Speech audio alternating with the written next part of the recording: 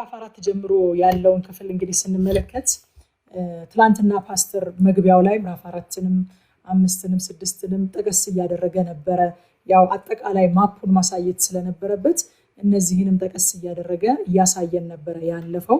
እንግዲህ ሕዝቅኤል ነብይ ብቻ ሳይሆን ካህንም እንደሆነ ይታወቃል። ትላንትናም አይተናል። ያገለገለውም ደግሞ በባቢሎን ግዞት ወይንም ደግሞ በባቢሎን ስደት ዘመን ነው። በዛ ታይም ነው ያገለገለው። ኤርሚያስ እንደምናስታውሰው በይሁዳ ከቀሩት ጋር ቀርቶ ይሁዳ ላሉት ነበር የሚተነበየው የነበረው። ሕዝቅኤል ግን አብሮ ተሰዶ በባቢሎን ሆኖ ነበር። በባቢሎን ላሉት በስደት ላሉት ነበር የሚተነበየው እና ባቢሎን ሆኖ ነው ያገለገለው። ኢየሩሳሌም ገና ሙሉ ለሙሉ ሳትወድም ነው አገልግሎት የጀመረው ሕዝቅኤል። ከምዕራፍ 4 እስከ 24 ድረስ ባለው ክፍል እንግዲህ ከ1 እስከ 24 የመጀመሪያው ክፍል ነው ብሎ ትናንት ፓስተር ሲነግረን ነበረ። በተለይም ደግሞ ከ4 እስከ 24 ያለው ክፍል ለየት የሚያደርገው በተግባራዊ ምልክቶች የተሞላ አገልግሎት የሚያገለግልበት ነው። ተምሳሌታዊ በሆነ ትዕምርታዊ በሆነ መንገድ የሚያገለግላቸውን አገልግሎቶች የምናገኝበት ክፍል ስለሆነ ከ4 እስከ 24 በእንደዚህ አይነት መንገድ ነው የሚጓዘው ማለት ነው። ህዝቡ ለመንፈሳዊ ነገር በጣም ደንዝዞ ስለነበረ መንፈሳዊ ነገር መስማት መረዳት ተስኖት ስለነበረ እግዚአብሔር ሕዝቅኤልን በልዩ ልዩ ተግባሮች በልዩ ልዩ ምልክቶች በልዩ ልዩ ትምህርታዊ መንገዶች መልእክቱን እንዲያደርስ ያደርገው ነበር። አንዳንድ ጊዜ እግዚአብሔር በቃ ሁሉ ጊዜ ነብይ የሚናገራቸው ሰዎች አይታችኋል። ነብይ መናገሩ እናንተን ልክ አይደለም እያልኩኝ አይደለም፣ ግን በቃ እኔ ነብይ አያልፈኝም የሚሉ ሰዎች እና የእግዚአብሔር ፌቨራይት ቻይልድ እንደሆኑ አክት የሚያደርጉ ሰዎች አሉ። በቃ እኔ ሁሉ ጊዜ እግዚአብሔር በነቢያት ይናገረኛል። sometimes ሁሉ ጊዜም ባይሆን sometimes አልሰማ ስላልነው ሊሆን ይችላል። ስፒሪቹዋሊ ደል ሆነንበት ደንዝዘንበት አልሰማ ብለነው እኛን በግላችን ኮሚኒኬት ሊያደርገን ይወዳል። ማንም አባት ልጁን በሌላ ሰው በኩል ማናገር አይፈልግም። በግል እኛን ኮሚኒኬት ሊያደርገን ይፈልጋል። ነገር ግን እግዚአብሔርን በግል ከመስማት ከደነዘዝንና ጆሮቻችን እግዚአብሔርን በግል ከመስማት ከተደፈኑ ለመንፈሳዊ ነገር ያለን መረዳት ከደነዘዘ እግዚአብሔር ሌሎች አማራጮችን ለመጠቀም ይሄዳል ማለት ነውና ይሄ ማለት የእግዚአብሔር በጣም ፌቨራይት ቻይልድ ነን ማለት አይደለም። ሁሌ ነቢያት የሚናገሯቸው ሰዎች ቆም ብለው ራሳቸውን እንደውም መመርመር አለባቸው። አልሰማ ብዬ ይሆን እንደ ጌታ ሆይ? አንዳንድ ሰዎች 7 ጊዜ አንድ አይነት መልእክት ሲመጣላቸው ይመካሉ። 7 ጊዜ አንድ አይነት መልእክት ስለመጣላቸው ይታበያሉ፣ ይመካሉ። እግዚአብሔር ይህንን መልእክት ለ7ኛ ጊዜ አልሰማ ብለን እኮ ነው እንዴ? ማን ነው ህያው የሆነ አካል የሚሰማን ሰው 7 ጊዜ አንድ አይነት ነገር የሚናገር?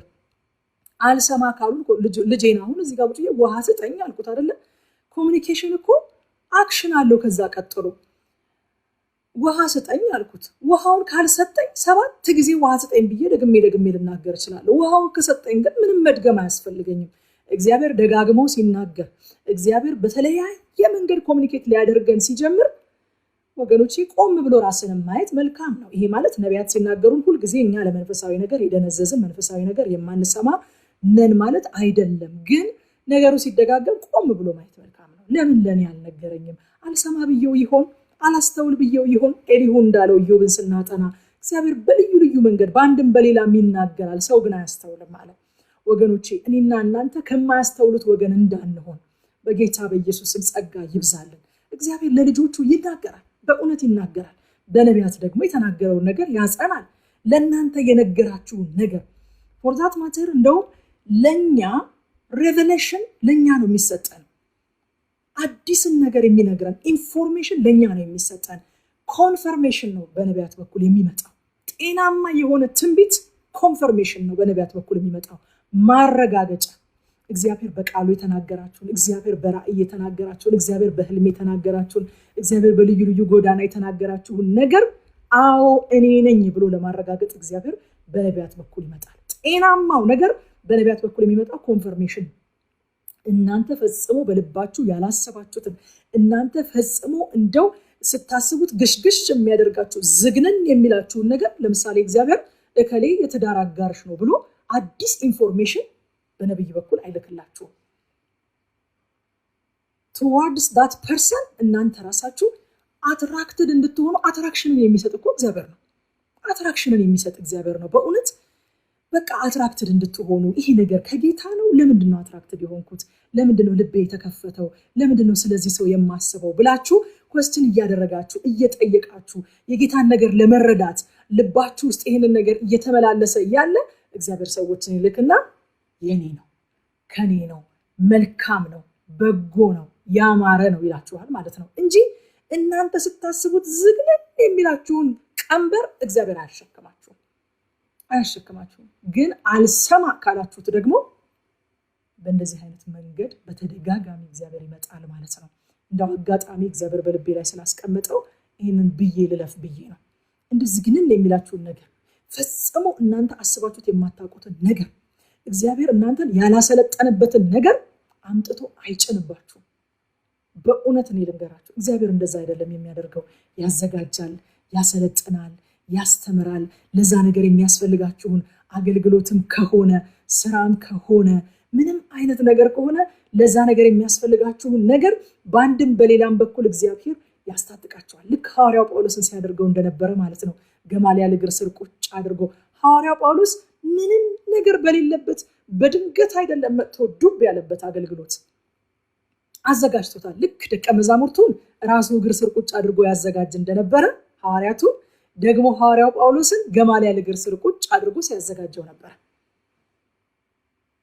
ከዛ በኋላ ቀጥታ ይሄ የኔን የክብር ዕቃ የሚሸከም ነው አለ። የኔ የክብር ዕቃ ነው፣ ክብሬን በነገስታት በአሕዛብ ፊት የሚሸከም በፍርድ ሸንጎ ፊት ክብሬን ተሸክሞ የሚገባ የኔ የክብር ዕቃ ነው አለ። የኔ የክብር ዕቃ እንዲለው አድርጎ እግዚአብሔር አዘጋጅቶት ነበር። እግዚአብሔር በአንድም በሌላም ልባችሁን ያዘጋጃል፣ አእምሯችሁን ያዘጋጃል፣ ካፓሲቲያችሁን ያዘጋጃል፣ ያደራጃችኋል፣ ያሳድጋችኋል፣ በዛ አቅጣጫ ያስታጥቃችኋል። እግዚአብሔር ያልሰጠውን አይጠይቅም። ወደ በኋላ ላይ እንመጣበታለን። የሰጠውን ነው የሚጠይቀው እግዚአብሔር። ምንም አይነት አትራክሽን ሳይሰጣችሁ ይሄን ሰው ተሸከሚልኝ፣ ይህችን ሴት ተሸከምልኝ ብሎ እግዚአብሔር ወደ እናንተ አያመጣም። ሐዋርያ ጳውሎስ ሮሜ ምዕራፍ አንደኛ ቆሮንቶስ ምዕራፍ 7 ላይ ሲናገር በጌታ ይሁን እንጂ የወደደችውን ታግባ ይላል። ለምሳሌ በጌታ ይሁን እንጂ የወደደችውን ታግባ። እግዚአብሔር ሪኳየር የሚያደርገው መዳኑን በጌታ መሆኑን ነው እንጂ በጌታ ይሁን እንጂ ባትወደውም ታግባው ተብሎ ይጻፍ ነበረ ማለት ነው። የወደደችውን አትራክሽን በልቧ ውስጥ አስቀምጣለሁኝ እኔ የወደደችውን ታግባ ብሎ ያስቀምጣልና እግዚአብሔር ግን ካልሰማ ነው ደግሞ በእንደዚህ አይነት መንገዶች ይናገራል። ህዝቡ ለመንፈሳዊ ነገር በጣም ደንዝዞ ነበረ። ኤርሚያስ በቃል በጣም ተናግሯቸዋል። ከብሉይ ኪዳን ከሙሴ ከህግጋት ከመዝሙራት እየጠቀሰ በጣም ተናግሯቸዋል። ግን አልሰሙትም። በቃል ስላልሰሙ አሁን ደግሞ ሕዝቅኤል ድራማቲክ በሆነ መልኩ ሊያስረዳቸው ደግሞ መጣ። እግዚአብሔር ድራማ መስራት ፈልጎ አይደለም። ሕዝቅኤልም አርቲስት ስለሆነ አይደለም እዚህ ቦታ ላይ ድራማ የሚሰራው። ህዝቡ ስለማይሰማ፣ ህዝቡ ስለደነዘዘ፣ ለመንፈሳዊ ነገር ደል ስለሆነ ግዴታ በእንደዚህ አይነት መንገድ እግዚአብሔር መናገር ነበረበት። ስለዚህ የተለያዩ ምልክቶችን እናገኛለን ከዚህ በኋላ ስንሄድ ማለት ነው። የሕዝቅኤልን መጽሐፍ ስታነቡ ምንድናቸው እነዚህ ሁሉ ድራማዎች፣ ምንድናቸው እነዚህ ሁሉ ምልክቶች ብላችሁ የምትደነቁ ሰዎች ካላችሁ በእግዚአብሔር ምሕረት በእግዚአብሔር ቸርነት መደነቃችሁ እንዲቀየር ዛሬ ልነግራችሁ ፈልጋለሁ። እግዚአብሔር እንዴት ነው ሰውን ኮሚኒኬት ማድረግ የፈለገው?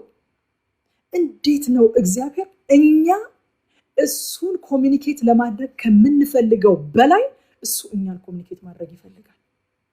በየማለዳው እየተነሳሁኝ እኮ ነቢያትን ላኩባችሁ፣ ገሰስኳችሁ፣ መከርኳችሁ፣ ግን አልሰማ አላችሁኝ ብሎ ኤርሚያስ ላይ በጣም ሲናገር አይተናል።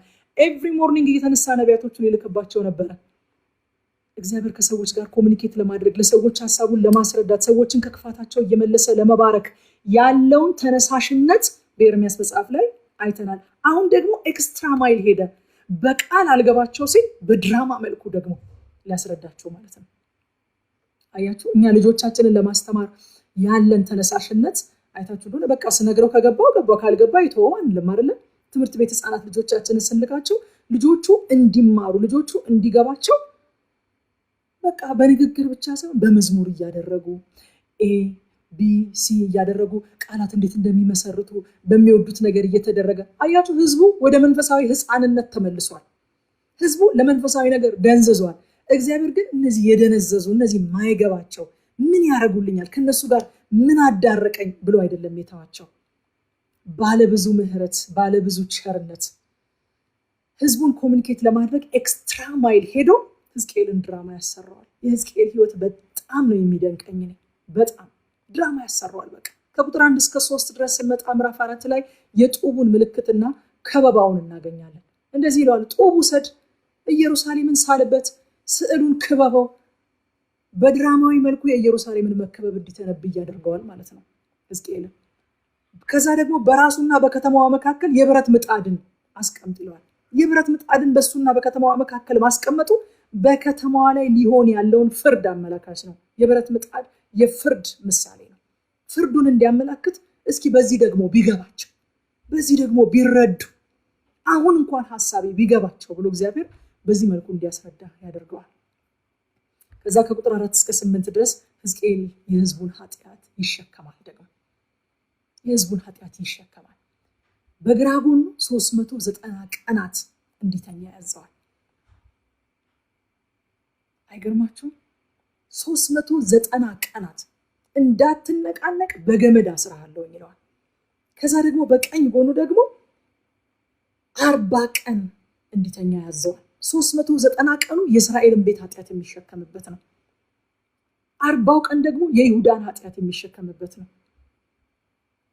አስቡት እንግዲህ 430 ቀናት 430 ቀናት 390 ቀን አይደለም ወዳጆቼ። እናቶች የሆናችሁ እዚህ ውስጥ በጣም ትታዩኛላችሁ። አስሩዬ እንኳን ደህና መጣሽ የኔ ወድ። ሁላችሁም እዚህ ውስጥ ያላችሁ እንግዲህ እናቶች የሆናችሁ ታውቁታላችሁ አይደለ? እንግዲህ የዘንድሮ ተቀይሮ ከሆነ አላውቅም። እኔ ለመጨረሻ ጊዜ እርጉዝ የነበርኩት የዛሬ 17 ዓመት ነውና አሁን ተቀይሮ እንደሆነ የዶክተሮቹ ትእዛዝ አላውቅም። ግን ከሆነ ጊዜ በኋላ በግራ ጎናችሁ ተኙ ይላሉ። ወዳጆቼ ወንድሞች የሆናችሁ ይሄ አይገባችሁ። በግራ ጎን ተኝቶ ማደር እንዴት እንደሚሰለች ለዛች የተወሰነች ቀናት እንዴት እንደሚሰለች፣ እንዴት እንደሚቆጠቁጥ፣ እንዴት ኢሪቴት እንደሚያደርግ እናቶች የሆናችሁ ሁሉ ታውቃላችሁ አይደለ?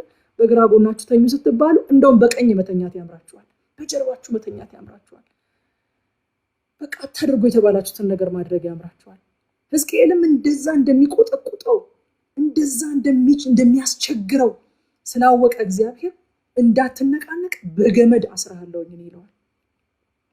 430 ቀናት 390 ቀን በአንድ ጎን መተኛት 390 ቀን ቀላል አይደለም። እውነት ነው፣ አይመችም። እንዴት ያስጨንቃል። በግራ ጎንህ ብቻ 390 ቀን ተኛ ነው። ከዛ ደግሞ በሌላኛው ጎንህ 40 ቀን በዛው ጎንህ ብቻ ተኛ ብሎ ያዘዋል። አንድ ቀን የሚወክለው 1 ዓመትን ነው ብሎ ይነግረዋል። ሕዝቅኤል ወዳጆቼ የህዝቡን ኃጢአት የተሸከመው በትዕምርታዊነት በምሳሌነት ነው። ለ430 ቀናት የይሁዳንና የእስራኤልን ቤት ኃጢአት ትሸከማለህ አለው እግዚአብሔር። ምሳሌ ነው የሆነው፣ ጥላ ነው የሆነው። ጌታችንና መድኃኒታችን ኢየሱስ ክርስቶስ ግን በእርግጥ የሁላችንን የዘላለም ኃጢአት ተሸክሞልናል። ስሙ የተባረከ ይሁን።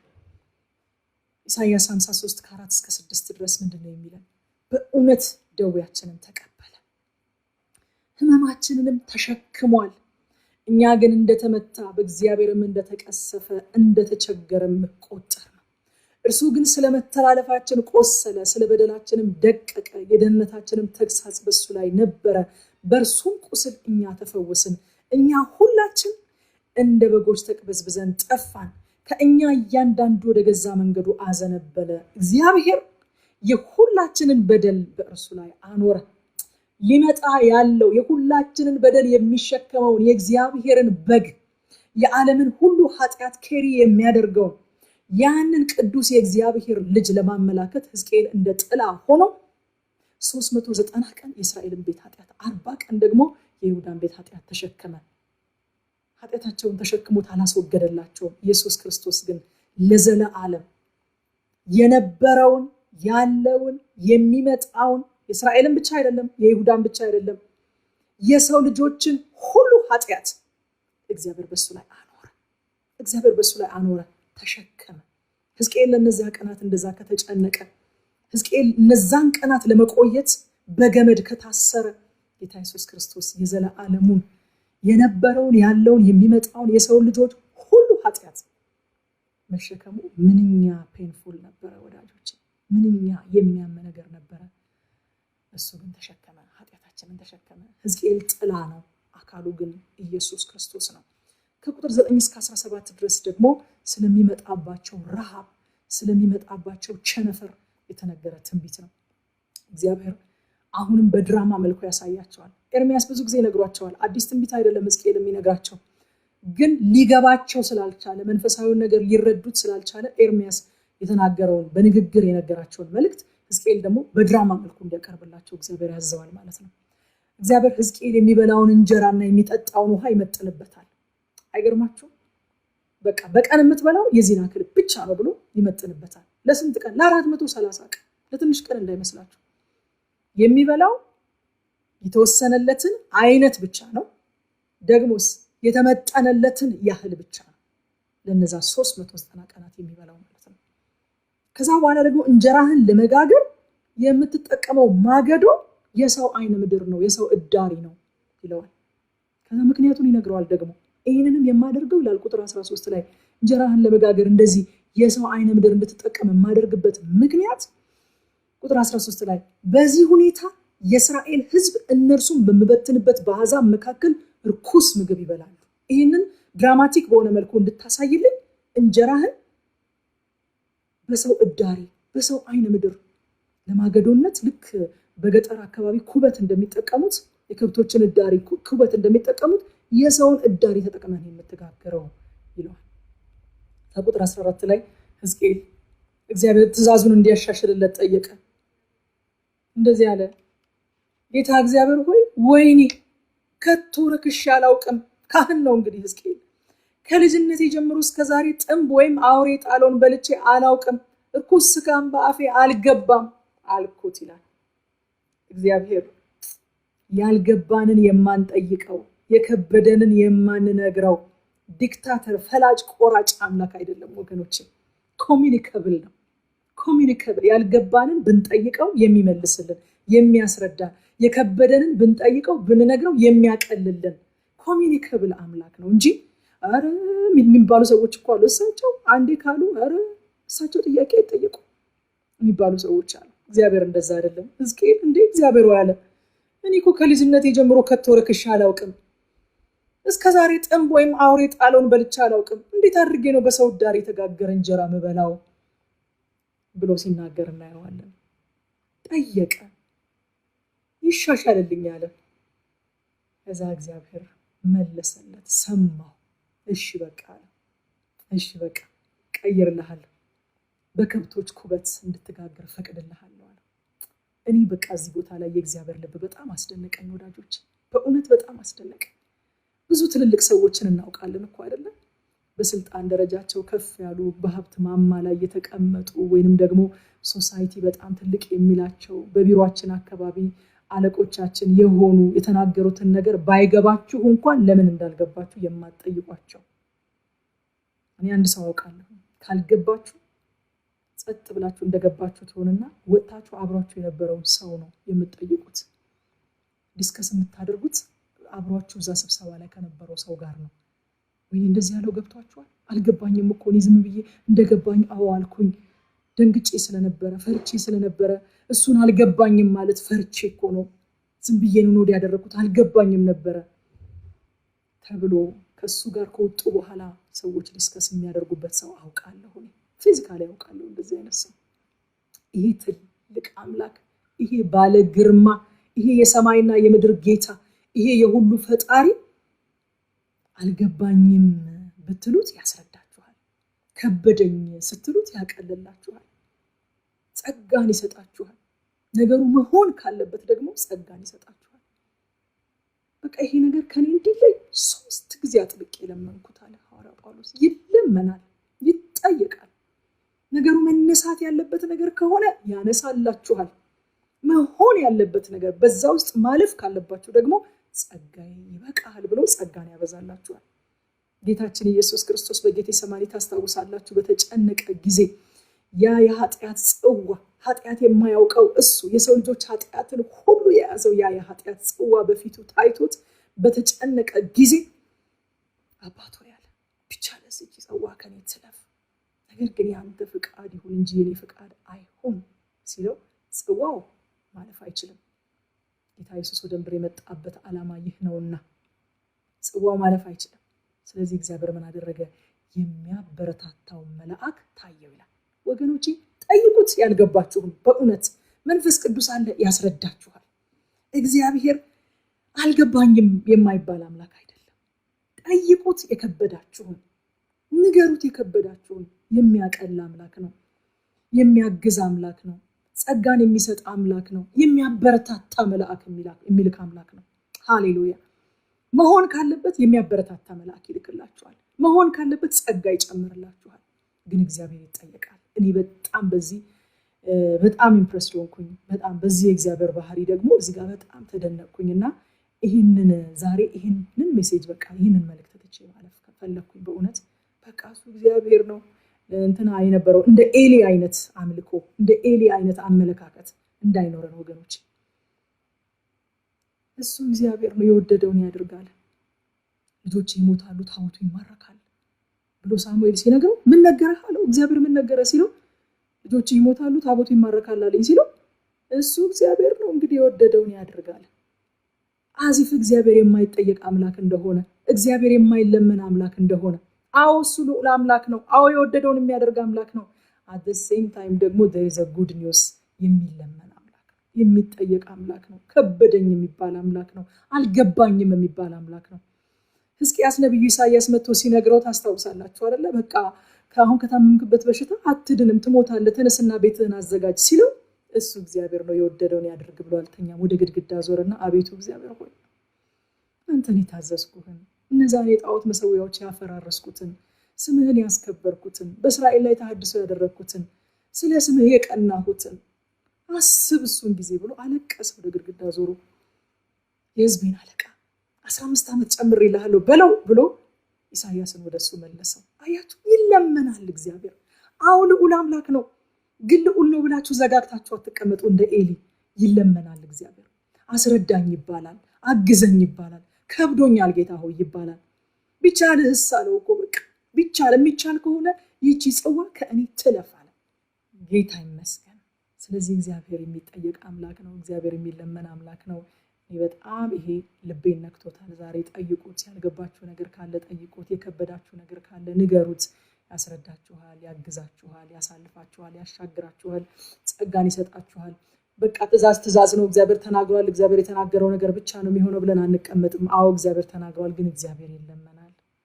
የሚለመን አምላክ ነው። ጸሎት የሚገባው እዛው ጋር ነው። በቃ እዚች ቦታ ላይ ነው ጸሎት የሚመጣው። ያ ባይሆንማ ለምን እንጸልያለን? በቃ ሁሉ ጊዜ የወደደውን ብቻ የሚያደርግ ከሆነ የኛ ጸሎት ምንም አይነት ቫልዩ ከሌለው ለምን ይጸልያል? ወዳጆቼ ጸልየው ትንቢትን ያስገለበጡ ሰዎች ያሉበት መጽሐፍ ነው የምናጠናው። አብርሃም እግዚአብሔር ሰዶምና ገሞራን እገለብጣለሁ ብሎ ሲመጣ የምድር ሁሉ ዳኛ ብሎ በእግዚአብሔር ፊት አፒል ያደረገ ሰው ነው። ስለዚህ እግዚአብሔር ይጠይቃል። አንተ እንዴት ትጠይቀኛለህ ብሎ አልቀሰፈውም አብርሃምን። ካሉ እመራለሁ፣ 50 ሰዎች ካሉማ እመራለሁ። ነጎሼት ሲያረካ አብርሃም ጋር አያችሁ። እግዚአብሔር ትልቅ ነው፣ ግን እግዚአብሔር የሚለመን ነው፣ ኮሚኒኬት የሚደረግ ነው፣ ጥያቄያችንን የሚመልስ ነው፣ የሚያብራራ ነው፣ የሚያስረዳ ነው፣ የሚያግዝ ነው። እግዚአብሔር የቅርብ አምላክ ነው። ሃሌሉያ። እኛ እንዲገባን እግዚአብሔር እኛ ከምንፈልገው በላይ ይፈልጋል። በእውነት ይፈልጋል።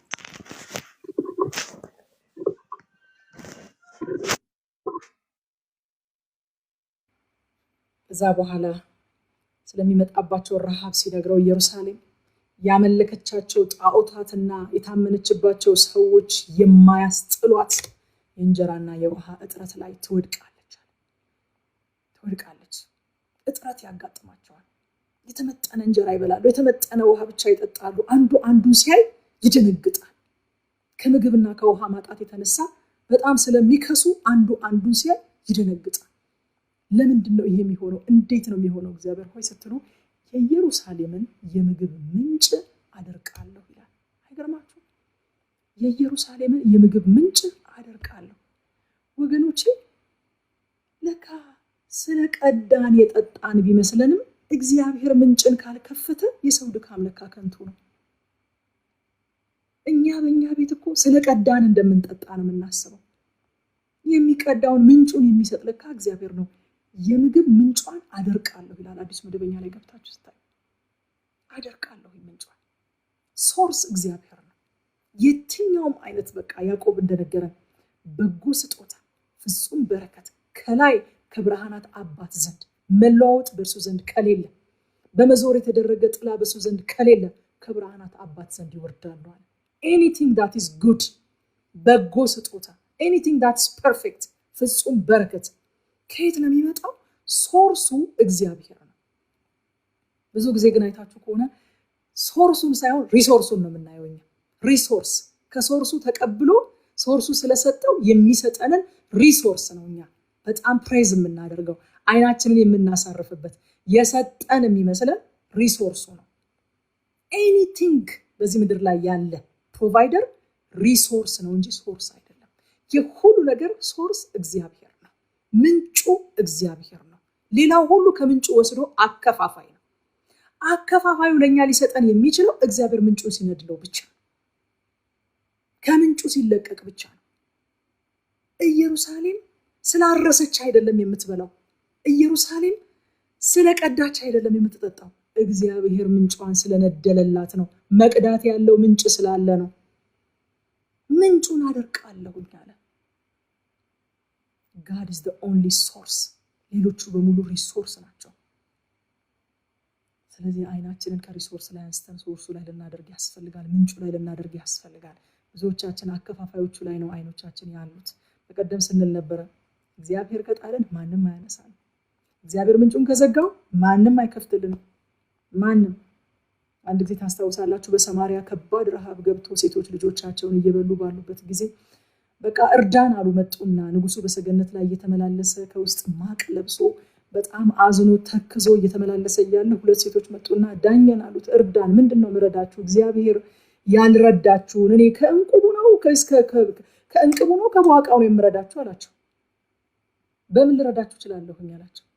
ትናንትና የሷን ልጅ በልተን የኔ ልጅ በልተን ነበር፣ ዛሬ ደግሞ የሷ ምን በላበት ቀን ላይ ይሄው አንበላም ብላ ካደችኝ ስትለው ልብሱን ቀደደ። እግዚአብሔር ያረዳችሁ እኔ ምን ልረዳችሁ እችላለሁ አለ። ወዳጆቼ እግዚአብሔር ያረዳውን ሰው ሊረዳው አይችልም። ብዙ ወዳጆች ቢኖሩን፣ ብዙ ሊረዱን የሚፈልጉ ሰዎች ቢኖሩ በዙሪያችን፣ እግዚአብሔር ካልረዳን ግን ሊረዱን አይችሉም። የሚገርማችሁ ነገር እግዚአብሔር ሲረዳን ጠላታችን ራሱ ይረዳናል። አንተ የወደድከው ሰው ከጠላቱ ጋር ሰላም ታደርገዋለህ ይላል ዳዊት። ጠላቱ ራሱ ይረዳዋል እግዚአብሔር የረዳውን ሰው። እግዚአብሔር ያረዳውን ግን የገዛ ቤተሰቡ አይረዳው። የገዛ እናቱ ትጨክንበታለች፣ የገዛ አባቱ ይጨክንበታል። እናት የወለደችው ልጅ ላይ ልትጨክን ትችላለች፣ እግዚአብሔር ከጨከነበት እዛ ሰው ላይ ማለት ነው። ስለዚህ ኢየሩሳሌምን የምግብ ምንጭ አደርቃለሁ ያለ እግዚአብሔር፣ ምንጫችን እግዚአብሔር ነው ወገኖቼ። አይናችንን ዋናው ላይ ምንጫችን ላይ እናድርግ። እግዚአብሔር ከነደለው ማንም ሊያደርቀው አይችልም። ማንም ሊያደርቀው አይችልም። እግዚአብሔር ከዘጋው ደግሞ ማንም ሊከፍተው አይችልም። በቃ የሚከፍተውን የሚዘጋ የሌለ የሚዘጋውን የሚከፍት የሌለ እኮ ነው የሚለው ስለ ጌታ ስለ ኢየሱስ ክርስቶስ። እሱ የዘጋውን ማንም አይከፍተው፣ እሱ የከፈተውን ደግሞ ማንም አይዘጋው። ስለዚህ ትኩረታችን ሊሆን የሚገባው እኛ ምንጫችን ላይ ዋናው ላይ እሱ ላይ ነው ሊሆን የሚገባው። ምን እንማር ከዚህ ምዕራፍ? ምን እንማር? አንደኛ መንፈሳዊ ድንዛዜ ውስጥ ስንገባ እግዚአብሔር እኛን ለማስረዳት የተለያዩ መንገዶችን ሊጠቀም ይችላል። በሕዝቅኤል እንዳየነው መንፈሳቸው ንቁ ለሆኑ ሰዎች ግን ፕራይሜሪ ዌይ ተመራጩ መንገድ እግዚአብሔር ልጆቹን የሚያናግርበት ቃሉ፣ በቃሉ በኩል ነው እግዚአብሔር ልጆቹን የሚያናግረው። that's the primary way። የመጀመሪያው ተመራጩ መንገድ እሱ ነው። ተመራጭ መንገድ ልክ እንዴት ነው? ምግብ አሁን እያንዳንዳችን ለመኖር ለመጠንከር ኢነርጂ ለማግኘት ምግብ መመገብ አለብን አይደለ? ምግብ ያስፈልገናል። እና the primary way ምግብ ለመብላት ደግሞ ተመራጩ መንገድ ቆርሰን ጎርሰን አኝከን አላምጠን መዋጥ። ግን አንዳንድ ጊዜ የተለያዩ በሽታዎች የተለያየ ነገር ይገጥመንና የምግብ ፍላጎታችን ይዘጋል። ስለዚህ የምግብ ፍላጎታችን ሲዘጋ ስንሞት ዝም ብለው አያዩንም። ጤንነታችን እስኪመለስና አፒታይታችን ሪስቶር እስኪደረግ ድረስ ሰከንደሪ ዌይ መጠቀም ይጀመራል ማለት ነው። ለምሳሌ ግሉኮስ መጠቀም ይጀምራል። ከዛም ካለፈ ደግሞ የተለያዩ ቲዩቦችን ሁሉ መጠቀም ይጀምራል። ያ ሰው አፒታይቱ ተመልሶ በትክክል መብላት እስኪጀምር ድረስ እንዳይሞት ሰከንደሪ መንገዶችን እንጠቀማለን ማለት ነው ያንን ሰው ለመመገብ። እግዚአብሔርም ፕራይሜሪው መንገድ ተመራጩ መንገድ ጤናማው ፍጥረታዊው ከልጆቹ ጋር ኮሚኒኬት ማድረግ የሚፈልግበት መንገድ በቃሉ በኩል መንፈሳቸው ንቁ ለሆኑ ሰዎች ልክ አፒታይታቸው ምንም በሽታ የሌለበት አፒታይቱ በትክክል የሚሰራ የምግብ ፍላጎት ያለው ሰው ብድግ ብሎ ሄዶ አይ ዛሬ ግሉኮስ ነው መውሰድ የምፈልገው ይላል እንዴ? አይ ቲዩብ ይግባልኝ እኔ በኤንጂ ቲዩብ ነው መመገብ የምፈልገው የሚል ሰው ሰምታችሁ ታውቃላችሁ? ማንም አይፈልግም እንዴ በግሉኮስ የሚበላ የሚመገብ ሰው እኮ ስናይ ምን ሆኖ ነው ታሞ ነው ምግብ እምቢ ያለው ወይ እንደው እንደምን ብለህ ብትበላ ይሻል ነበር ይሄ እኮ እንደ ምግቡ አይሆንም ብለን ሁሉ እኮ እንመክራለን አይደል እንዴ? በጣም በሚደንቅ ሁኔታ ግን ብዙዎቻችን ፕራይሜሪውን ወይ ትተን ሰከንደሪውን እንደምንናፍቅ ታውቃላችሁ? በግሉኮስ መኖር እንደምንናፍቅ ቆርሰን መብላት ስንችል በፍጥረታዊው በፕራይሜሪው መንገድ በተመራጩ መንገድ በጤናማው መንገድ ቆርሰን መብላት ስንችል ግሉኮስ ፍለጋ እንደመሄድ ነው። በቃ እኔ ማኘክ አልፈልግም ዛሬ ግሉኮስ ነው የምወስደው እንደማለት ነው። ቃሉን ማንበብ አልፈልግም። በነብይ እንዲናገረኝ ነው የምፈልገው። ቃሉን ማንበብ አልፈልግም። በሆነ ምልክት እንዲያሳይ ነው የምፈልገው ማለት በቃ ምን ማለት መሰላችሁ? ዛሬ ማኘክ አልፈልግም። ማኘክ ደስ አላለኝም። ስለዚህ ግሉኮስ ነው የምፈልገው። እኔ ማኘክ በጣም እየሰለቸኝ ነው። ሳኝክ እንቅልፌ እየመጣ ነው። ስለዚህ እኔ ኢኒጂቲው ይገጠምልኝ እንደማለት ነው። እግዚአብሔር መንፈሳቸው ንቁ የሆኑ ሰዎችን ጤናማ ሰዎችን ጤናማ ያልታመሙ መንፈሳዊ በሽታ ያልታመሙ ሰዎችን በቃሉ መንገድ ነው የሚያናገረው። የመጀመሪያው መናገር የሚፈልግበት መንገድ ቃሉን አልሰማ ሲሉ ይሄው ድራማ መጣላቸው። ደግሞ ምን ይደረግ በቃ ምግብ አልበላ ሲል ግሉኮስ እንደምንሰጠው ማለት ነው። ድራማ መጣላቸው። ግን this is not the primary way። ሁለተኛ ከዚህ መጽሐፍ የምንማረው ኃጢአት የመከማቸት ባህሪ ያለው ታውቃላችሁ። ፈጥነን ካላስወገድ ነው ልክ እንደ ኢየሩሳሌም ገፍቶ አንድ ቀን ጽዋው ሞልቶ ወደ ፍርድ አደባባይ ያወጣናል። ወገኖች አንቀልድ። በቃ አትታለሉ አለን እኮ ጳውሎስ። አትሳቱ፣ እግዚአብሔር አይዘበትበት። ሰው በስጋው የዘራውን ያንኑ ደግሞ ያጭዳል፣ ይከማቻል። እኔ ጢሞቴዎስ ላይ በጣም የሚገርሙ ሴቶች አሉ። ስለ ሐሰተኛ አስተማሪዎች ሲናገር ሐሰተኛ አስተማሪዎችን በጣም ያቋቋሟቸውና እንዳይጠፉ ያደረጓቸው እነማን እንደሆኑ ታውቃላችሁ? ኃጢአታቸው የተከመረባቸው እየተማሩ እውቀትን ወደ ማወቅ የማይደርሱ እውነትን ወደ ማወቅ የማይደርሱ የሆኑ ሴቶች ነበሩ እዛ አካባቢ። ይከመራል ለካ ኃጢአት ይከመራል። ዕብራውያን ምዕራፍ 12 ቁጥር 1 ላይ ምን እንደሚነግረን ሸክምን ሁሉ ቶሎ የሚከበረን ኃጢአት አስወግደን ክብብ ሲያደርግ ቶሎ ማስወገድ፣ ክብብ ሲያደርግ ቶሎ ማራገፍ፣ ቶሎ መታጠብ፣ ቶሎ መመለስ፣ ቶሎ መደንገጥ ያስፈልጋል። አዘርዋይስ አንድ ቀን ጽዋው ይሞላል። የኢየሩሳሌም ጽዋ እንደሞላ አንድ ቀን ጽዋው ይሞላል። ሶስተኛ ከዚህ ምዕራፍ የምንማረው እግዚአብሔር የሚናገር ብቻ ሳይሆን የሚሰማም አምላክ ነው። በቃ እኔ በጣም በቃ ለላይፍ አፕሊኬሽን ልቤን የነካኝ ነገር የሚናገር ብቻ አይደለም ለካ እግዚአብሔር የሚሰማም አምላክ ነው። ኮንቨርሴሽን ነው ለካ፣ ቱ ዌይ ነው ለካ። ከእግዚአብሔር ጋር ያለን ግንኙነት የሁለትዮሽ ነው፣ ዲያሎግ ነው።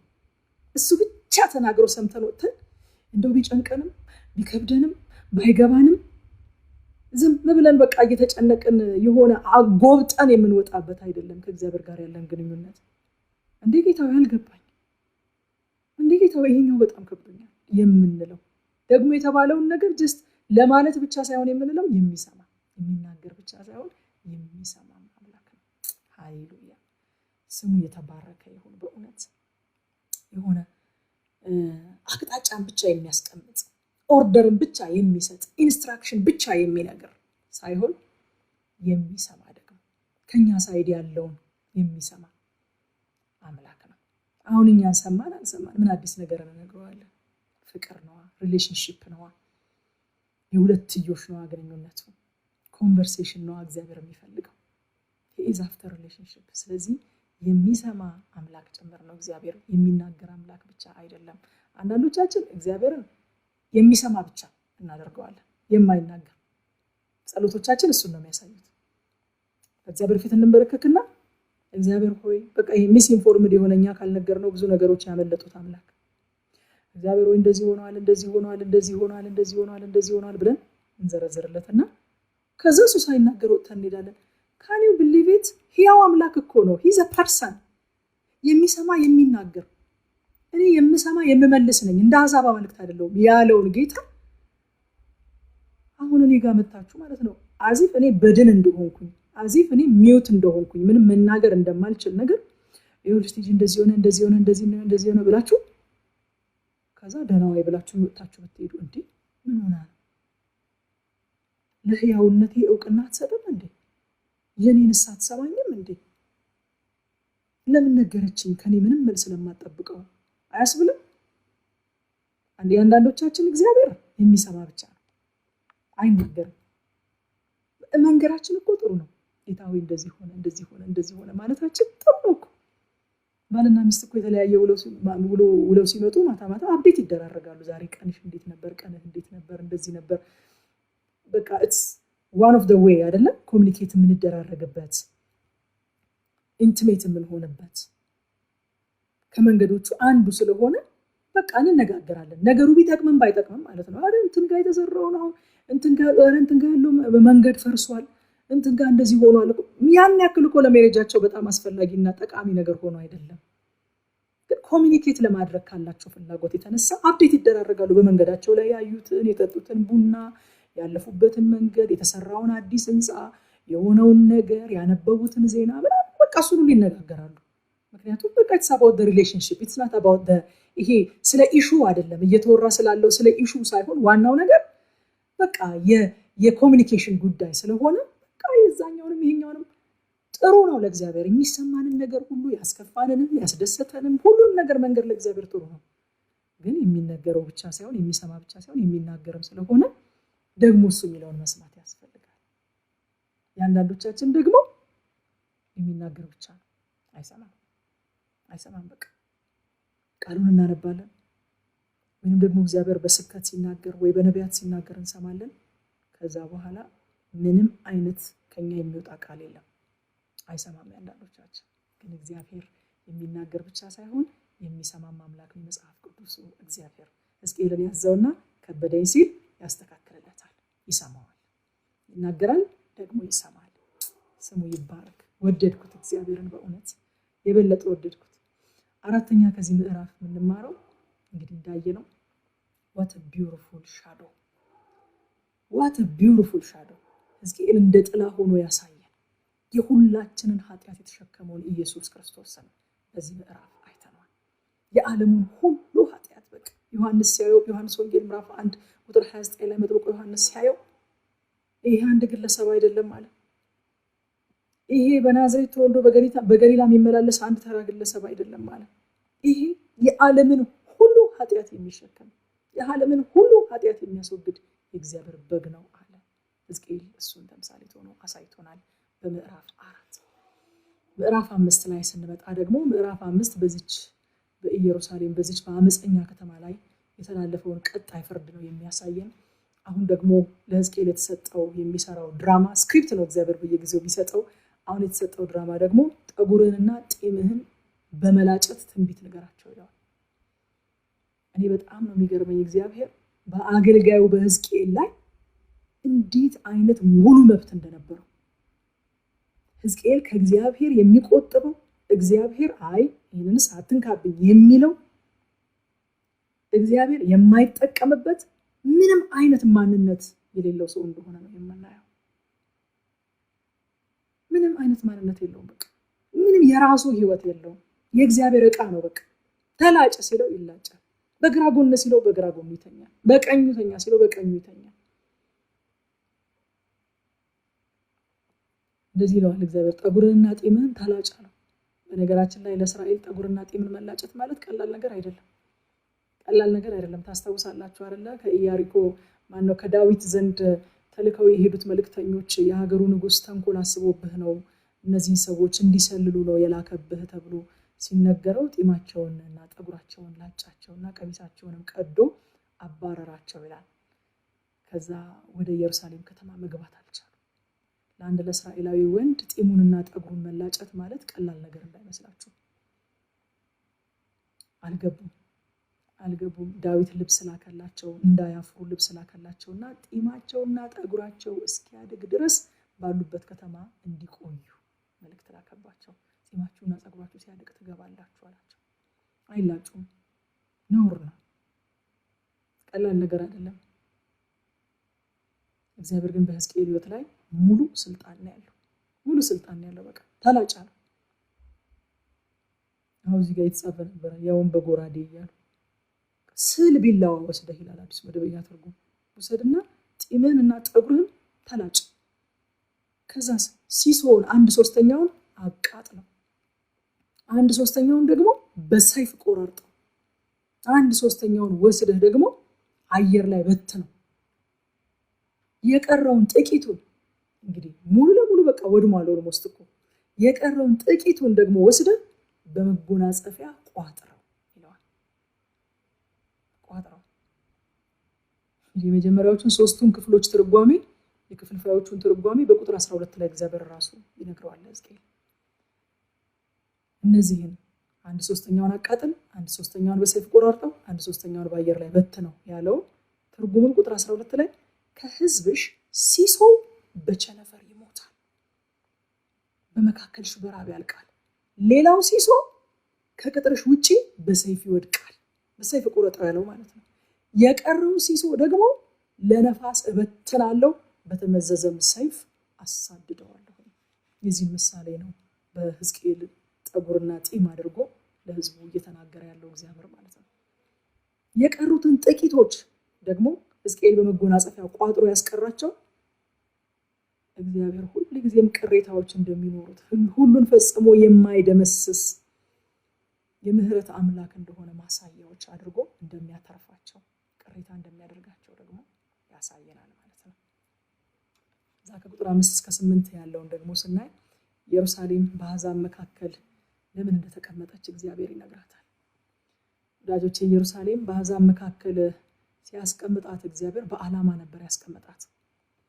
ዓላማው ደግሞ እነሱን እንድትመስል አይደለም፣ ወይም ከነሱ የከፋች አመፀኛ እንድትሆን አይደለም፣ ምሳሌ እንድትሆን፣ አሕዛብን ወደ እርሱ አትራክት እንድታደርግ እንድትስብ ነበር በአሕዛብ መካከል ኢየሩሳሌምን ያስቀምጣት እግዚአብሔር። በጣም የሚገርመው ነገር እዚህ ክፍል ላይ ከ5 እስከ 8 ያለውን ሄዳችሁ ስታነቡት ከነሱ የከፋ አመፅና በደል ውስጥ ነው ግን ኢየሩሳሌም የወደቀችው የገባችው።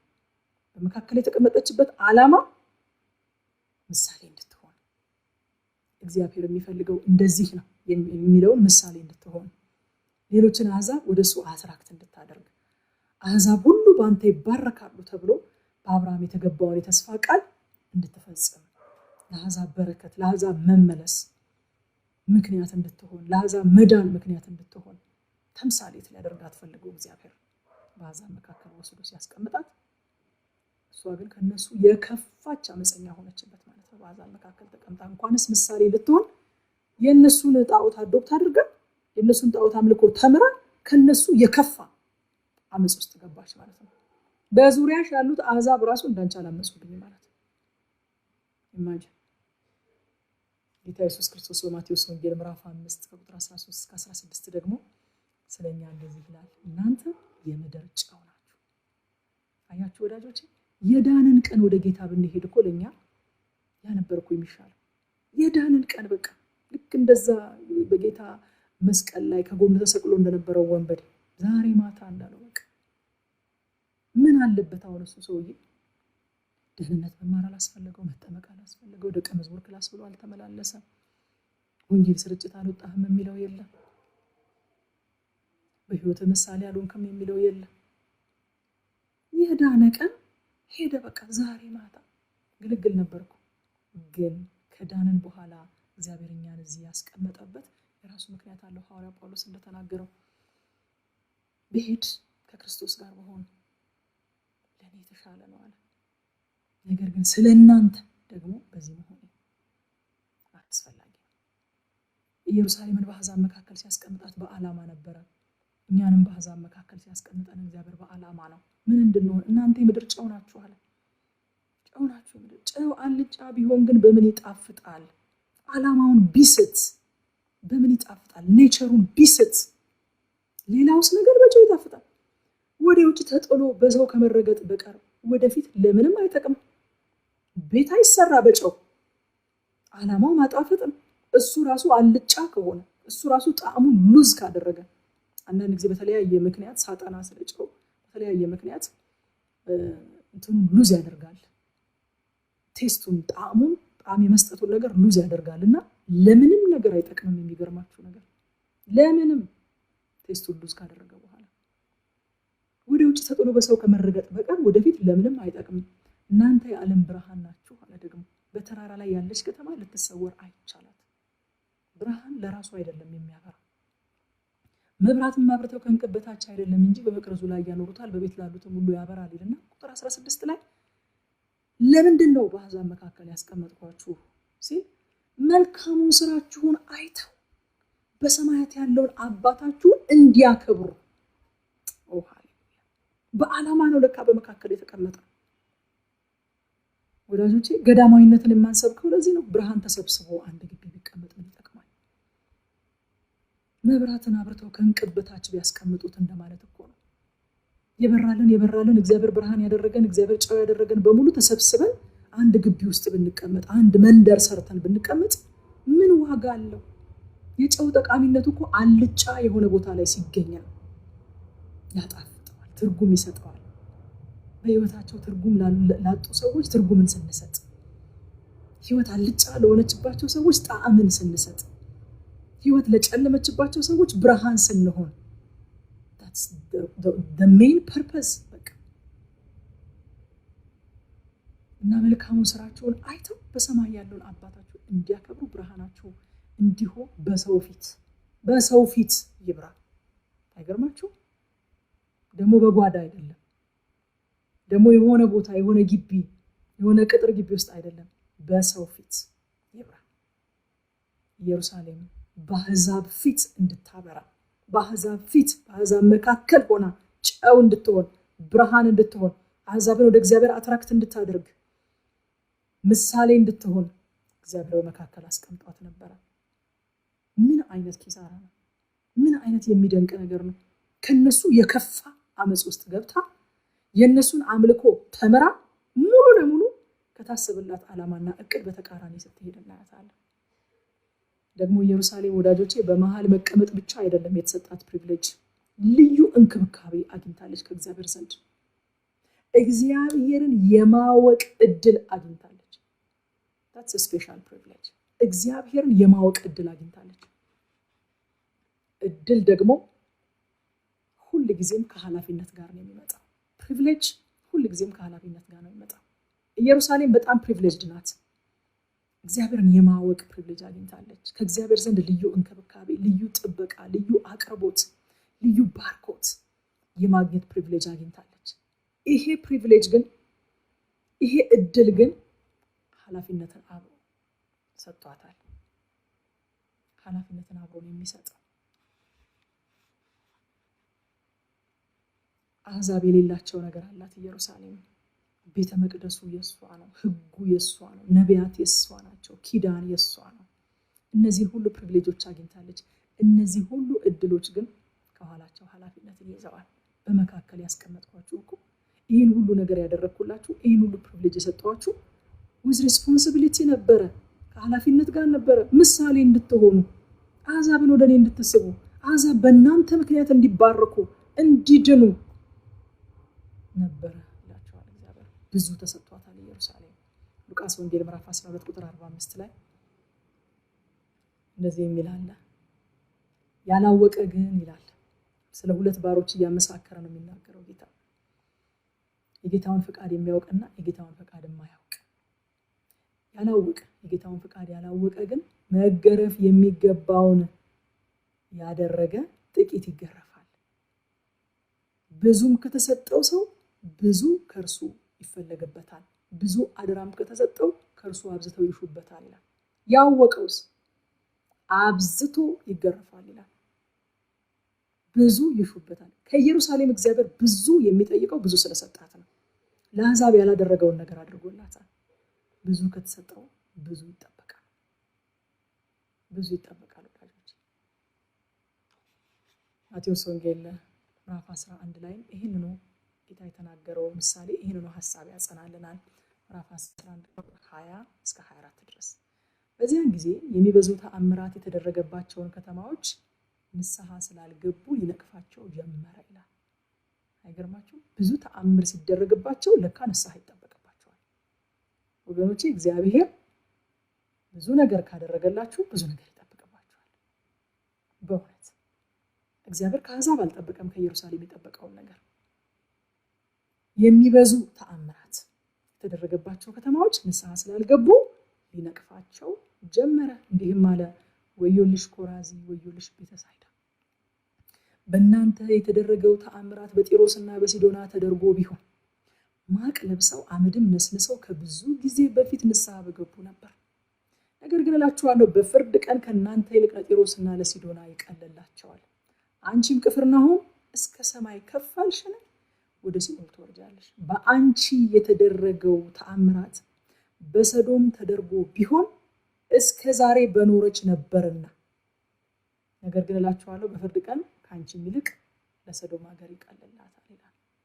ወገኖቼ እግዚአብሔር የሚጠይቀው የሰጠውን ነው። ያ ሀኬተኛ ያ ሰነፍ ባሪያ ጌታውን እንዳለው አይደለም እኮ አይደለም። መክሊት ሰጥቶ የሄደውን ጌታ ታስታውስታላችሁ አይደለም? 10 መክሊት 5 መክሊት 1 መክሊት ሰጥቶ የሄደውን ጌታ ሲመለስ ጌታ ሆይ አለው፣ በቃ መክሊትህ ይሄው እጥፍ አተረፈች እያሉ 10 የተሰጠው 5 የተሰጠው ሲመልሱ 1 መክሊት የተሰጠው ሰውዬ ጌታ ሆይ አለው፣ አንተ ያላስቀመጥከው የምትጠይቅ ያልሰጠኸውንም የምትሻ ጨካኝ መሆንህን ስለተረዳሁኝ መክሊቴ እንዳጠፋብኝ ፈርቼ ቀበርኳት፣ እናዋት መክሊትህ ብሎ 1 መክሊቱን መልሶ ሰጠው። አንተ ሀኬተኛ ባሪያ፣ ያላስቀመጥኩትን የምጠይቅ ያልሰጠሁትን የምፈልግ መሆኔን የት ነው የምታውቀው? እንደዚህ አይነት ዕውቀት ስለኔ ከየት ነው ያመጣኸው? ስለዚህ ወሰዱበት መክሊቱን። ብዙ ላለው 10 መክሊት ላለው ለሱ ስጡት፣ ላለው ጨመርለታል። እግዚአብሔር እንደዚያ ያ ባሪያ ዲስክራይብ እንዳደረገው ያለ ጌታ አይደለም። የሚጠይቀው የሰጠውን ነው። ኢየሩሳሌምን የጠየቃት ስለሰጣት ነው። በኢየሩሳሌም ላይ የፈሰሰባትን መዓት ስታዩ እግዚአብሔር ግን እንዴት ጨካኝ ነው እንዳትሉ፣ እግዚአብሔር ያልሰጠውሽን አይደለም የምጠይቅሽ፣ ብዙ ሰጥቼሻለሁ፣ ለዛ ነው ብዙ መጠበቅብሽ ይላታል። ቁጥር 9 እስከ 17 የሚያመጣባትን ፍርድ በዝርዝር ይነግራታል። ደግሞ በዝርዝር ይነግራታል። ረሃብ ይመጣብሻል፣ ሰይፍ ይመጣብሻል፣ መበታተን ይመጣብሻል፣ የዱር አራዊት ልሰድባችኋለሁ ይላቸዋል። ከዛ በኋላ በዚህ ጊዜ ይላል እኔ እግዚአብሔር በቅናቴ እንደተናገርኩ ያውቃሉ። that's the whole purpose። የእግዚአብሔር ቅጣት ምን ጊዜም ዓላማ አለው። በምቀጣቸው ጊዜ የተናገርኳቸው እኔ እግዚአብሔር መሆኔን ያውቃሉ። ሕዝቅኤል ላይ በጣም በተደጋጋሚ የምናገኘው ቃል እኔ እግዚአብሔር እንደሆንኩ ያውቃሉ የሚል ነው። እግዚአብሔር ትላንት ፓስተር ካሌብም ሲለን እንደነበረው ሲቀጣም እኔ እግዚአብሔር እንደሆንኩ ያውቃሉ ይላል። ተስፋ ሲሰጥም እኔ እግዚአብሔር እንደሆንኩ ያውቃሉ ይላል። የተስፋው የቅጣቱ የተግሳጹ የሪስቶሬሽኑ ዓላማቸው እነሱ እግዚአብሔር እንዲያውቁ ማድረግ ነው። ስቀጣቸው እኔ እግዚአብሔር እንደሆንኩ ያውቃሉ፣ ስመልሳቸው ስበትናቸው ብቻ ሳይሆን ስሰበስባቸው እኔ እግዚአብሔር እንደሆንኩ ያውቃሉ፣ መቃብራቸውን ከፍቼ ያወጣቸው ጊዜ እኔ እግዚአብሔር እንደሆንኩ ያውቃሉ ይላል። ስለዚህ እዚህ ቦታ ላይም ዓላማው ይሄ እንደሆነ ይናገራል ማለት ነው። ምን እንማር ከዚህ ምዕራፍ? አንደኛ ብዙ ከተሰጠው ብዙ ይጠበቅበታል። በአሕዛብ መካከል የተቀመጥነው በዓላማ ነው ወዳጆች። የተደረገልን ነገር የተሰጠን ፕሪቪሌጅ ሁሉ የተሰጠን with responsibility ነው፣ ከኃላፊነት ጋር ነው። እድል ከኃላፊነት ጋር ነው የሚመጣው። እግዚአብሔር ብዙ ያደረገላችሁ፣ እግዚአብሔር የጎበኛችሁ፣ እግዚአብሔር የጠቀማችሁ፣ እግዚአብሔር ያስተማራችሁ፣ እግዚአብሔር ያሳደጋችሁ እነዚህ ፕሪቪሌጆች ከሪስፖንሲቢሊቲ ጋር ነው የተሰጣችሁ። ብዙ ከተሰጠው ብዙ ይጠበቅበታል። በአሕዛብ መካከል የተቀመጥነው በዓላማ ነው ወገኖች። ሁለተኛ ምን እንማር ከዚህ ምዕራፍ? እግዚአብሔርን በቃሉ ካላወቅነው በቅጣት ይተዋወቀናል። አንድ ጊዜ አንድ ሰው ሲያስተምር የሰማሁት በጣም ያስገረመኝም ፈገግ ያስባለኝም፣ ፈርዖንን እግዚአብሔር ሕዝቤን ልቀቅ፣ በምድረ በዳ በዓል ያደርግልኝ ዘንድ ያመልከኝ ዘንድ የበኩር ልጄን እስራኤልን ሕዝቤን ልቀቅ ብሎ ላከበት እና እስራኤልን አልለቅም ብቻ አይደለም ያለው፣ ክፍሉን ካስታወሳችሁት እግዚአብሔርንም አላውቅም እስራኤልንም አልለቅም ማለት ነው። እና እግዚአብሔር እባላለሁ ብሎ 10 ጊዜ ጨበጠው አለ። ገብቷችኋል? አንዴ በቅማል፣ አንዴ በእንቁራሪት፣ አንዴ በቸነፈር፣ አንዴ በጨለማ፣ አንዴ በበኩር ሞት እግዚአብሔር እባላለሁ ብሎ 10 ጊዜ ጨበጠው አለ። እግዚአብሔርንም አላውቅም እስራኤልንም አልለቅም ሲል እግዚአብሔር በቃሉ ካልተዋወቅነው በሌላ መንገድ ይተዋወቀናል። ምክንያቱም እንድናውቀው በጣም ይፈልጋል እግዚአብሔር። by any means ተጠቅመንም ይሁን ተጎድተን እንድናውቀው ይፈልጋል እግዚአብሔር። ስለዚህ በቃሉ እግዚአብሔርን ማወቅ ይሆንልን። አባቶቻችን እናቶቻችን እኮ ይላሉ አይደለ? ሀ ብሎ ከፊደል ያልተማረ ዋ ብሎ ከመከራ ይማራል ይላሉ። አንዳንዱ ተረት እኮ ጥቅስ በሉት በእውነት። እና ሶስተኛ ከዚህ ምዕራፍ ደግሞ ያየነው እግዚአብሔር ቅድስናውን የሚገልጠው በኃጢአት ላይ በመፍረድ። በኃጢአት ላይ ሲፈርድ እግዚአብሔር ክሩል መሆኑን አይደለም እየገለጠ ያለው፣ ቅዱስ መሆኑን ነው እየገለጠ ያለው። ኃጢአትን ያለ ቅጣት ከተወ ቅድስናው ኮምፕሮማይዝ ተደርጓል ማለት ነው።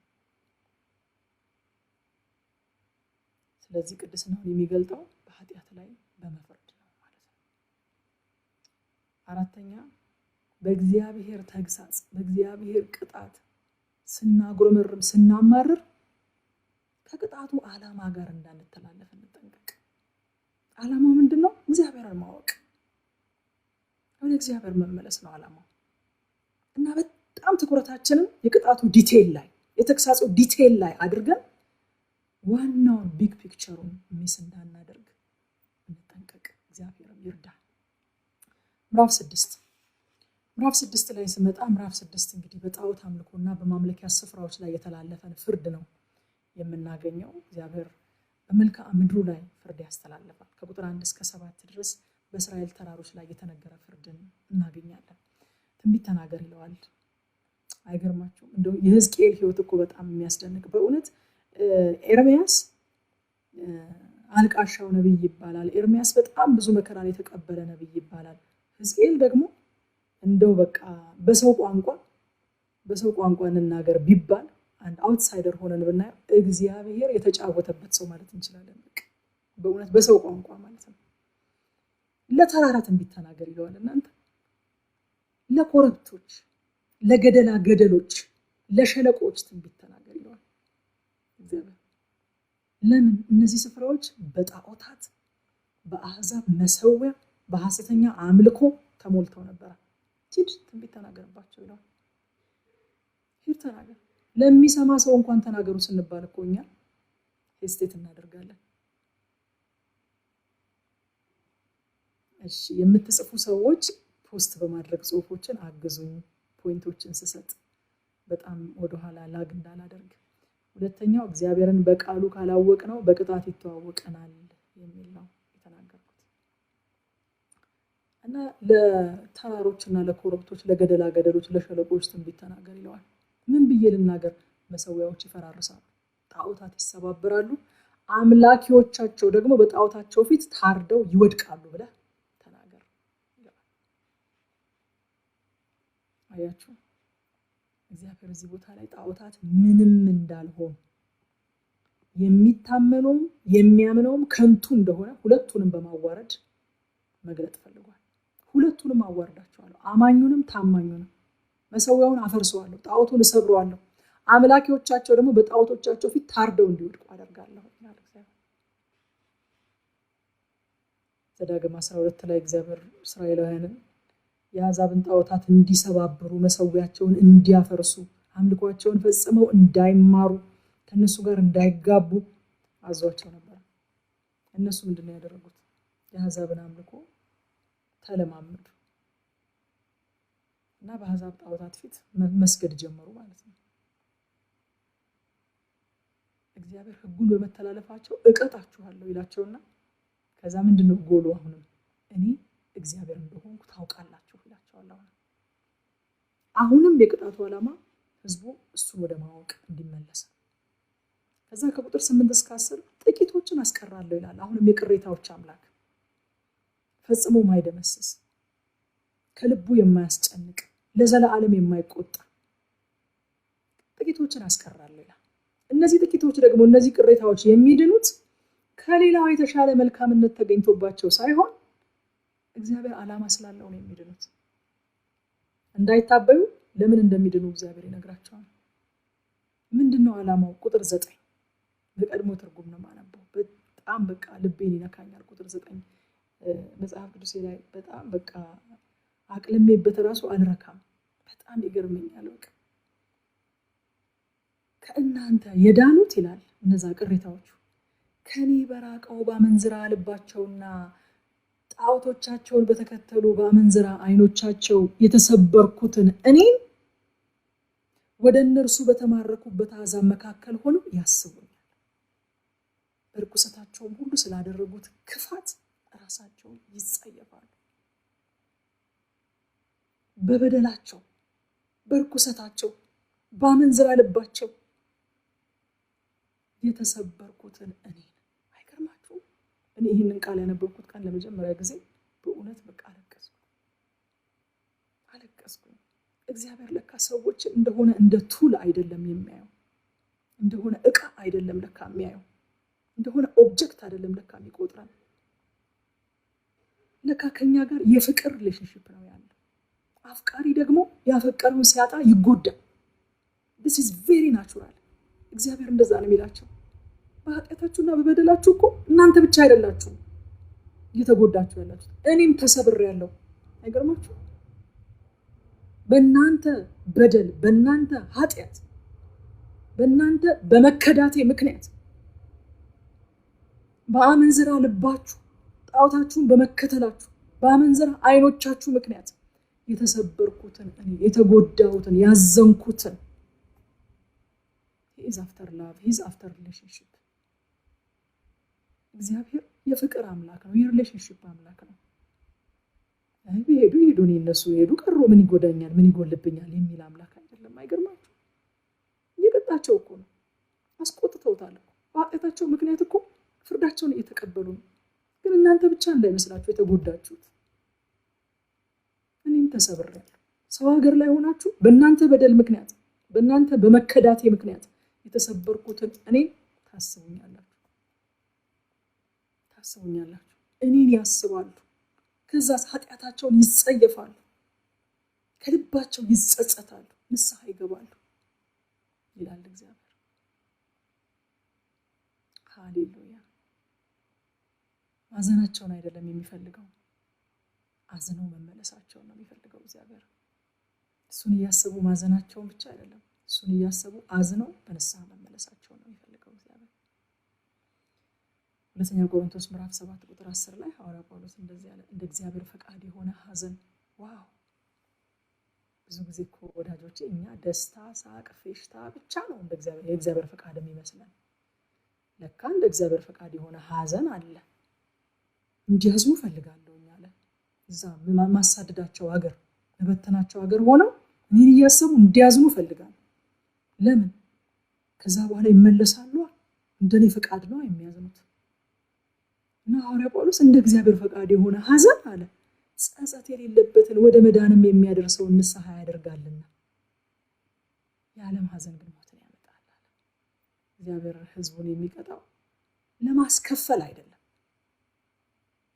የሰው ቅጣት እኮ ለማስከፈል ነው አይደል? እንደዚህ እንዳደረከኝ እኔም እንዲያደርግብሃለሁ ብሎ ነው ሰው የሚቀጣው። እግዚአብሔር ግን እንደዛ አይደለም። ወደ ራሱ ለመመለስ እንድታስቡ፣ እንድትጸጸቱ፣ ኃጢአታችሁ እንድትጸየፉ፣ ወደ እኔ እንድትመለሱ ይፈልጋል እግዚአብሔር። እዛ ከቁጥር 11 እስከ 14 ወየው ብለህ ጩህ ይለዋል ሕዝቅኤል። ወየው ብለህ ጩህ። ቁጥር 11 ላይ ጌታ እግዚአብሔር እንዲህ ይላል፣ የእስራኤል ቤት ካደረጉት ክፋትና ከፈጸሙት ጸያፍ ተግባራቸው ሁሉ የተነሳ በሰይፍ በረሃብ በቸነፈር ይወድቃሉና በእጅህ እያጨበጨብክ በእግርህ መሬት እየረገጥክ ወየው ብለህ ጩህ። አሁን እዚህ ጋር ሕዝቅኤል እንደ ኤርሚያስ የራሱን ለቅሶ አይደለም የሚያለቅሰው። በነገራችን ላይ ልዩነት አለ። ኤርሚያስ እግዚአብሔር አልቅስ ብሎት አልነበረም የሚያለቅሰው። እንደውም እግዚአብሔር ዝም በል እያለው ነበር። በቃ ስለ ሕዝቤ ጥፋት፣ ስለ ሕፃናቶቹ፣ ስለ ሴቶቹ በበለት መሆን ነፍሴ ቆሰለች፣ ልቤ ደማች፣ ዓይኔ ከእንባ ማቋረጥ ተሳናት እያለ ነበር የሚያለቅሰው። የራሱን ለቅሶ ነበር ኤርሚያስ የሚያለቅሰው። ሕዝቅኤልን ግን ጩህ ብሎ የሚያዘው እግዚአብሔር ነው። ወየው በል ይለዋል እግዚአብሔር። የእግዚአብሔርን ለቅሶ ነው ሕዝቅኤል የሚያለቅሰው።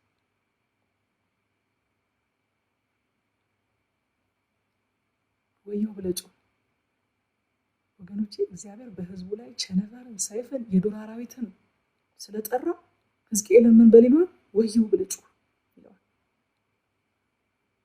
የሕዝቅኤል ለቅሶና ሐዘን የእግዚአብሔርን ልብ ነው የሚያሳየን። እግዚአብሔር ሕዝቅኤልን ሕዝቡን ሲቀጣ የሚሰማውን ስሜት እንዲያሳይለት ነው የፈለገው። ስቀጣችሁ ደስ እያለኝ አይደለም። በቃ ሕዝቅኤል የእግዚአብሔር መጠቀሚያ ነው፣ የእግዚአብሔር ዲስፕሌይ ነው። ፍርዱን፣ ልቡን፣ ርኅራሄውን ያደርግ ያለውን የሚገልጥበት የሱ ዲስፕሌይ ነው። አሁን ምንድነው ዲስፕሌይ እንዲያደርግለት የፈለገው? ሲቀጣቸው እግዚአብሔር ጋር የሚፈጥረውን ስሜት፣ ቸነፈር ሲመጣባቸው፣ ሰይፍ ሲመጣባቸው፣ የዱር አራዊት ሲመጣባቸው ቅድስናው ይህንን እንዲያደርግ ያስገድደዋል። በኃጢአታቸው ላይ መፍረድ አለበት፣ እንደተናገረው ማድረግ አለበት። ግን ደግሞ ፍቅር መሆኑ፣ ሩህሩህ መሆኑ፣ መሐሪ መሆኑ ደግሞ በቃ እኔ ስለ ኤፍሬም አለ እኮ ሆሴዕ ላይ አንጀቴ ትታወካለች አለ። ወየው ብለህ ጩህ አሳይልኝ ልቤን ይለዋል። ይሄ የሕዝቅኤል ልብ አይደለም እዚህ ቦታ ላይ ያለው፣ የእግዚአብሔር ልብ ነው። ሕዝቡን ሲቀጣ የእግዚአብሔር ልብ ይሄ ነው። ከዛ በኋላ በእነዚህ ቁጥሮች ውስጥ ሁለት ጊዜ ከቁጥር 11 እስከ 14 ባሉት ያን ጊዜ እኔ እግዚአብሔር እንደሆንኩ ያውቃሉ። አይገርማችሁም? እስካሁን ድረስ እንኳን በእነዚህ 3 ምዕራፎች ስንት ጊዜ ነው ያየነው? እኔ እግዚአብሔር እንደሆንኩ ያውቃሉ የሚለው ማለት ነው። ሰዎች እንዲያውቁት እግዚአብሔር የሚሄድበት ርቀት በጣም እኮ ነው የሚገርመው ወዳጆቼ። እግዚአብሔር ሰዎች ሊያውቁት ከሚፈልጉት በላይ እሱ ለሰዎች መታወቅ ይፈልጋል። አሁን አንዳንድ ጊዜ እንዴት እናስመስላለን? እኛ በጣም ልናውቀው የምንፈልግ እና እሱ ደግሞ ከኛ ጋር ድብብቆሽ የሚጫወት ሆን ብሎ ራሱን የሚሰውርብን እንደሆነ እናስባለን። እኛ ልናውቀው ከምንፈልገው በላይ እሱ በእኛ መታወቅ ይፈልጋል። እግዚአብሔር ይፈልጋል። ይኸው በእነዚህ ክፍሎች ውስጥ እነዚህን ሁሉ ነገሮች የማደርገው እኔ እግዚአብሔር እንደሆንኩ እንዲያውቁ ነው ይላል እግዚአብሔር። ምን እንማር ከዚህ ምዕራፍ? አንደኛ ከእግዚአብሔር ውጭ በሌሎች ስንደገፍ እግዚአብሔር ደጋፊውንም ተደጋፊውንም ይሰብራቸዋል። ይህንን ብሉይ ኪዳንን ስናጠና በጣም በተደጋጋሚ አይተናል። መደገፍ የሌለብን ነገር ላይ በመደገፍ በዛ ሰው ላይ ቅጣት አናምጣበት፣ መዓት አናምጣበት። ወዳጆች በምንደገፍበት ነገር ላይ አናስፈርድበት። እግዚአብሔር ደጋፊውንም ተደጋፊውንም የሚሰብራቸው። ጣዖቶቹን እሰብራለሁ፣ መሰዊያውን አፈርሳለሁ፣ የሚሰግዱላቸውን ደግሞ በፊታቸው ታርደው እንዲወድቁ አደርጋለሁ፣ ሁሉንም አዋርዳቸዋለሁ፣ ደጋፊውንም ተደጋፊውንም ነው የሚለው እግዚአብሔር። ሁለተኛ ከዚህ ምዕራፍ የምንማረው ኃጢአት ሰውን ያፈርሳል። ግን ሰውን ማፍረስ ብቻ ሳይሆን እግዚአብሔርን ለካ ይጎዳል። ኃጢአት ለካ እግዚአብሔርን ያሳዝናል። እግዚአብሔርን ያሳዝናል ስንል ይህንን ቃል ለምደነዋል። እኔ የቀድሞ ትርጉም ላይ ያለው ቃል ተሰበርኩኝ አለ። በእናንተ ኃጢአት ምክንያት ተሰበርኩኝ አለ። እግዚአብሔር ታውቃላችሁ ከኛ ጋር ያለውን ግንኙነት የባልና የሚስት ግንኙነት አድርጎ ነው የሚያስበው፣ የሚቆጥረው ወይንም የሚስለው። እና ሚስት በባሏ ላይ ብትዘሙት እሷም እኮ ትጎዳለች። ዳሯን ልታጣ ትችላለች፣ ህይወቷ ይጎሳቆላል፣ የተለያዩ አይነት ጉዳቶች ይደርሱባታል። ግን እሷ ላይ አይቆምም ለካ ጉዳቱ። ግንኙነቱ የፍቅር ነውና ቢትራያሉ መከዳቱ ባሏንም ደግሞ ይጎዳዋል። እግዚአብሔር እስራኤል ስታመጽበት ተበታትናለች፣ ጠፍታለች፣ ተቃጥላለች፣ ወድማለች፣ እንዳልነበረ ሆናለች፣ ተጎድታለች። ግን አያካክስለትም። የሷ መጎዳት የሷ መፍረስ የእሱን ሐዘን አይክስለትም እና ተሰብሬያለሁኝ እኔ ይላል። ስለከዳችሁኝ ተሰብሬያለሁ፣ አዝኛለሁ፣ ተጎድቻለሁ። ተጎድተዋል ስንል ቃሉን በጥንቃቄ እንደተሰሙኝ ደግሞ እፈልጋለሁ። እግዚአብሔር የምንሞላለት ጎዶሎ የለውም፣ የምናግዘው ድካም የለውም፣ የምንሰራለት እሱ ሊያደርግ የሚሳነው ነገር የለውም። ይሄ እንዳለ ሆኖ ግን ከፍቅር አንጻር እግዚአብሔር ተጎድቻለሁኝ አለ፣ ተሰብሬያለሁኝ አለ እና ኃጢአት ሰውን ያፈርሳል፣ እግዚአብሔርን ደግሞ ይጎዳል። አፍቃሪ ስለሆነ ይጎዳል እግዚአብሔር። ምን እንማር ሌላ? ሶስተኛ ያልጠፋ ነው ከሌሎች የተለየ መልካምነት ተገኝቶብን ሳይሆን የመመለስ እድል ስለተሰጠን። እነዛ ሰዎች ሕዝቅኤልን ፀጉርህን ላጭና ጢምህን ላጭና 1/3 አቃጥለው 1/3 በሰይፍ ቆራርጠው 1/3 አየር ላይ በትነው አለውና ጥቂት አስቀርተህ ደግሞ በመጎናጸፊያ ቋጥረዋል። ከህዝቡ መካከል የተለየ መልካምነት ተገኝቶባቸው አይደለም እነዛ ቅሬታዎች። አይ ለምልክት እንዲሆን እንፈልጋለሁ፣ እድል ልሰጣቸው ፈልጋለሁ። በተሰደዱበት ሀገር ሆነው በእነሱ ኃጢአትና በደል ምክንያት በእነሱ በመከዳቴ ምክንያት የተሰበርኩትን እኔን እያሰቡ ኃጢአታቸውን እንዲጸየፉ ንስሐ እንዲገቡና ወደ እኔ እንዲመለሱ እድል መስጠት እፈልጋለሁ አለ። እግዚአብሔር እድል ሊሰጠን ስለፈለገ እንጂ የተለየ መልካምነት ተገኝቶብን አይደለም ያልጠፋነው። አራተኛውና የመጨረሻው እግዚአብሔር ልጆቹን ሲቀጣ ያዝናል እንጂ አይደሰትም። እግዚአብሔር ልብ ሊገባን ይገባል። እግዚአብሔር ልጆቹን ሲቀጣ ያዝናል፣ እያዘነ ነው የሚቀጣው እንጂ እየተደሰተ አይደለም የሚቀጣው። እነዚህን ነገሮች ከነዚህ 3 ምዕራፎች ዛሬ ማየት ይችላልሁኝ። እግዚአብሔር የተመሰገነ ይሁን።